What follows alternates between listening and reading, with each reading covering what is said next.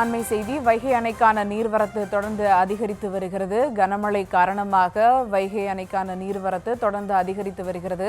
மேலும் விவரங்களோடு இணைகிறார் செய்தியாளர் விக்னேஷ். வணக்கம் விக்னேஷ், விவரங்கள். வணக்கம்.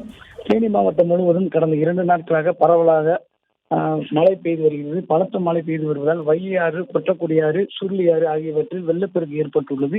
இதனால் வினாடிக்கு 2700 கனஅடியாக இருந்த நீர்வரத்து கிடுகிடுவென அதிகரித்து 13,000 கனஅடியாக அணைக்கு வரும் தண்ணீர் படிப்படியாக அதிகரித்து வரும் நிலையில் நீர்வரத்தை 24 மணி நேரம் கண்காணிக்க வைகை அணை பணியாளர்கள் 20 பேர் நிர்ணயிக்கப்பட்டுள்ளனர். இந்த பணியாளர்கள் அணையில் 10 பேர் வரை கண்காணிக்கும் பணியில் ஈடுபட்டுள்ளனர். வைகை ஆறு, கொட்டக்குடி ஆறு, சுருளி ஆறு ஆகிய ஆறுகளில் சங்கமிக்கும் இடங்களில் நீர்வரத்து கண்காணிக்கும் வகையில் 10 பேரும் நிர்ணயிக்கப்பட்டுள்ளனர். தொடர்ந்து நீர்வரத்து அதிகரித்து வருவதால் வைகை அணையின் நீர்மட்டம் கிடுகிடுவென உயர்ந்து தொடங்கியுள்ளது.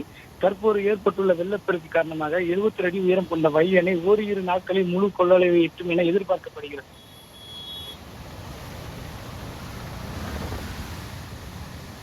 விவரங்களுக்கு நன்றி விக்னேஷ்.